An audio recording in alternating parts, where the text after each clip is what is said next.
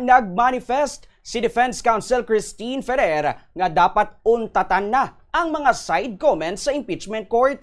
Kasunod din isang tinaga nga gingamit ni Attorney Kapunan kaangay sang spank kag lecture batok sa iya. Sunod kay Ferrer, wala sang lugar sa courtroom ang kaangay nga mga statements, ilabi na nga tanan na yara sa sulod sang korte amo ang mga profesional kag mga abogado. Dugang pa ni Ferrer, ginatangla niya gid si Kapunan, ilabi na nga 48 katuig na ini sa serbisyo, samtang 15 katuig pa lamang siya nga abogado. Dito man kag nangako na si Kapunan nga hindi na sinipagliwaton ang iya kaangay nga mga statements kag maga-behave na ini.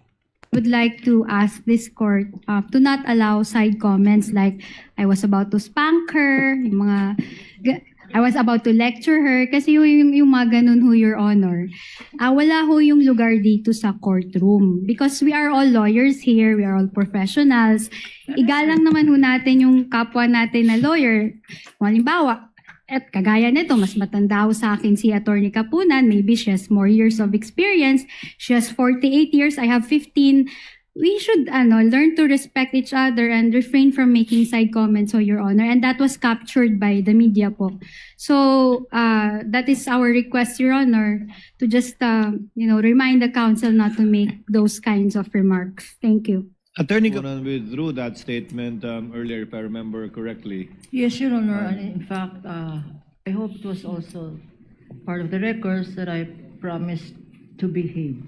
Thank you po. Yes. Thank you, Your Honor. Thank you.